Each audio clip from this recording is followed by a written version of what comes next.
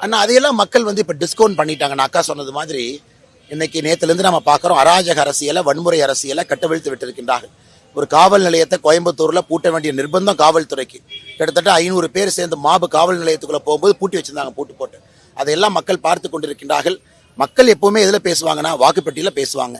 April 23 மிகப்பெரிய அளவுல பேச போறாங்க. ஆனா செந்தில் பாலாஜி எப்ப நான் தப்பு பண்ணிருக்கேன்னு எப்ப ஒத்துக்கிட்டாருன்னா, டிரான்ஸ்ஃபார்மர் ஸ்கேம் இல்ல, புல்லால் சிறை இல்ல, கேஷ் ஃபார் ஜாப் ஸ்கேம் இல்ல, அவர் செய்திருக்கக்கூடிய எந்த தப்ப அவர் ஒத்துக்கிறாரு? எப்பவுமே ஒத்துக்க மாட்டார். காந்தியவாதி மாதிரி பேசுவாரு, நாளானிக்கு வரைக்கும் காந்தியவாதி மாதிரி தான் இருப்பாரு. ஏப்ரல் 23 மக்கள் அவருடைய முகத்திரையை கிழிப்பார். ஆனா எலெக்ஷன் கமிஷன் ஸ்ட்ராங்கா இருக்கணுங்கன்னா, நம்ம எல்லாருமே நேற்று அம்மன் கே அர்ஜுனன் அவர்கள் கூட எலெக்ஷன் கமிஷனுக்கு ஒரு கம்ப்ளைண்ட் கொடுத்திருக்காங்க, வேலுமணி என்ன கொடுத்திருக்காங்க, வானத்தேக்க கண்டினியூஸா பிரஸ் பாக்குறாங்க. தேர்தல் ஆணையம் இன்னும் கிரவுண்ட் லெவல் மைக்ரோ அப்சர்வரை போட்டு இன்னும் கடினமாக இன்னைக்கு நாளைக்கு அந்த பணியை செய்ய வேண்டும் என்று வாக்காளர் எதிர்பார்க்கறாங்க, மக்கள் எதிர்பார்க்கறாங்க. இத்தனை பேர் இங்கி ஊடுருவாங்கன்னா அவங்க எல்லாத்தையும் இந்த எலெக்ஷன் இந்த தொகுதி விட்டு வெளியெடுப்பு கலெக்டர் பர்மிஷன் இருக்கே. ஆனா எவ்வளவு கொடுத்தாலும் சரிங்க, நான் தான் ஏற்கனவே சொன்னது போல வேட்புமனு என்னைக்கு வானதி ஸ்ரீனிவாசன் அக்கா அவர்கள் தாக்கல் செய்தார்களோ அன்னைக்கு வெற்றி உறுதி. அதனாலதான் அவங்க தோல்வி பயத்துல 1000, 2000, 3000, 5000 இந்த கோயம்புத்தூர் வடக்கு தொகுதி நாளைக்கு 5000 கொடுத்தாலும் ஆச்சரியப்படுறதுக்கு இல்லை. என்ன கொடுத்தாலும் அது இந்த தேர்தலை பாதிக்காது என்பது உங்களுக்கும் தெரியும், எனக்கும் தெரியும். அக்கா சொன்னது போல கோயம்புத்தூர்ல ஒரு காவல் நிலையத்தை பூட்ட வேண்டிய நிர்பந்தம், ராமநாதபுரம் D1 காவல் நிலையம், அதையெல்லாம் மக்கள் பார்த்து கொண்டிருக்கின்றார்கள்.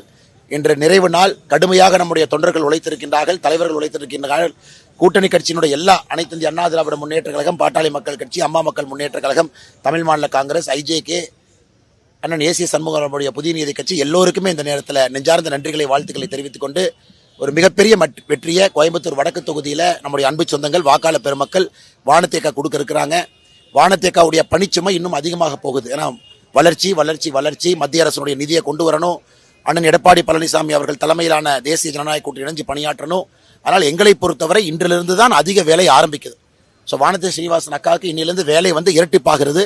அது சந்தோஷமாக அந்த சுமையை எடுத்துக்கொண்டு மக்களுக்கு பணி செய்வதற்கு சிரித்த முகத்தோடு நின்று கொண்டிருக்கின்றார். தமிழக மக்கள் எல்லோரும் தவறாம சிந்தாம வாக்குகளை எங்கெல்லாம் நம்முடைய தாமரை நிற்கிறதோ தாமைக்கு, எங்கெல்லாம் ரெட்டலை நிற்கிறதோ ரெட்டலைக்கு, எங்கெல்லாம் குக்கர் நிற்கிறதோ குக்கருக்கு, எங்கெல்லாம் மாம்பழம் நிற்கிறதோ மாம்பழத்துக்கு சரியா போடுவாங்க அப்படிங்கிற முழு நம்பிக்கை இருக்கு. ஒரு சரித்திர வெற்றியை மே 4 கவுண்டிங் பண்றதுக்கு நமக்கு தெரியும். ஏப்ரல் 23 மிகப்பெரிய அளவுல தாய்மார்கள், இந்த முறை மகளிர் சகோதரிகள்லாம் இந்த எலெக்ஷனுடைய கதாநாயகிகளாக, நம்முடைய கதாநாயகி எல்லாமே நம்முடைய தாய்மார்கள் சகோதரிகள் இருக்க போறாங்க. அதையும் பார்க்கத்தான் போறோம். கருத்து கணிப்பு எல்லாமே நீங்க பாத்தீங்கன்னா இப்ப நமக்கு சாதகமா வர ஆரம்பிச்சிருச்சு. ஆரம்பத்தில் கொஞ்சம் மேனிபுலேட் பண்ணாங்க, அப்படி இப்படின்னாங்க. கடந்த 2-3 நாட்களாக எல்லாமே சாதகமா வர ஆரம்பிச்சிருச்சு. இருந்தும் கருத்து கணிப்புகளை என்டிஏவுடைய வேவ் என்ன நீங்க ப்ரெடிக்ட் பண்ணலங்கிறது என்னுடைய ஃபீலிங். என்டிஏவுக்கு ஒரு பெரிய வேவ் உருவாயிருக்கு எல்லா இடத்திலும் கூட. அதனால் கருத்து கணிப்புகள் ஒரு ட்ரெண்ட், ஒரு டைரக்ஷன், என்டிஏ மேல போகுது, ஹாஃப் மார்க்கை நோக்கி போகுது, கிராஸ் பண்ணிருச்சுன்னு தான் சொல்றீங்க. மே 4 வரும் பொழுது நம்ம கிடைக்கக்கூடிய மெஜாரிட்டியும் மேண்டேட்டும் ஒரு தொகுதியில் நம்முடைய உறுப்பினர்களுடைய வெற்றி மார்ஜினும் பார்க்கும் பொழுது நிறைய பேர் ஆச்சரியப்படுவீங்க. மக்கள் ஜெனரலா அக்கா சொன்னாங்க, சட்டம் ஒழுங்கு, கஞ்சா புழக்க வழக்கம், ஒரு அமைதியான தமிழ்நாடு, எல்லோரும் இன்புற்றிருந்து வளர்ச்சியை மட்டும் நோக்கமாக கொண்டிருக்கக்கூடிய தமிழ்நாடு, மத்திய அரசோடு இணக்கமாக இருந்து மத்திய அரசுடைய நிதியெல்லாம் முறையாக பயன்படுத்தக்கூடிய தமிழ்நாடு வேண்டும் என்று மக்கள் நினைக்கின்றார்கள். அதன் மே 4 பிறகு அண்ணன் எடப்பாடி பழனிசாமி அவர்கள் தலைமையிலான தேசிய ஜனநாயக கூட்டணி அதை நாங்கள் பூர்த்தி செய்வோம். நன்றிங்கண்ணா. கடந்த 2 நாட்களாக கரூர் ரவுடி கும்பலின் வாயிலாக காவல்துறையை மிரட்டுவது, காவல் நிலையத்திலேயே ரகளை செய்வது, எதிர்கட்சி தொண்டர்களை அடித்து துவைப்பதுன்னு அராஜக ஒரு வெறியாட்டத்தை 2 நாட்களாக இங்கு கோயம்புத்தூரை கொள்ளையடிப்பதற்காக ஸ்டாலின் அவர்களால் அனுப்பப்பட்ட செந்தில் பாலாஜியினுடைய ஆட்கள் அரங்கேறிக் கொண்டிருக்கிறார்கள். கோவைக்காரங்க ரொம்ப அமைதியானவங்க தான். ஆனா அவங்க எல்லாத்தையும் பார்த்துட்டு தெளிவான முடிவு எடுப்பார்கள் நிச்சயமா.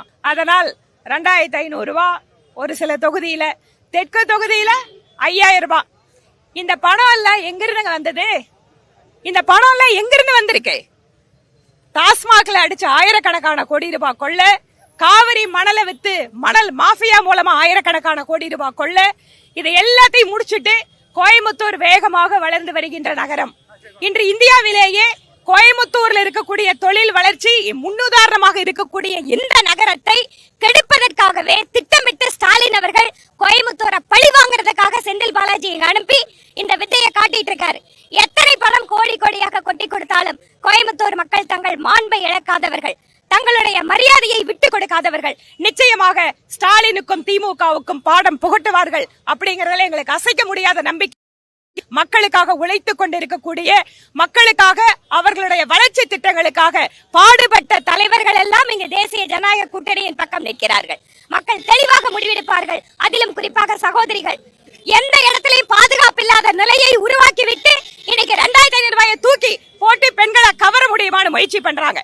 எல்லா இடத்துலயும் போதைப் பொருள் வித்துட்டு போதைப் பொருள் வாயிலாக திமுக காரங்க ஆதாயம் அடைஞ்சிட்டு அந்த கோடிக்கணக்கான பணத்தை வச்சு நம்ம எதிர்கால சந்ததியை தொலைத்து விட்டு இன்ற பணத்தை நம்மிடம் கொடுத்து வாக்கு வாங்க வருகிறார்கள். மக்கள் தெளிவாக சிந்தித்து வாக்களிக்க வேண்டும் என்பது எங்கள் கோரிக்கை.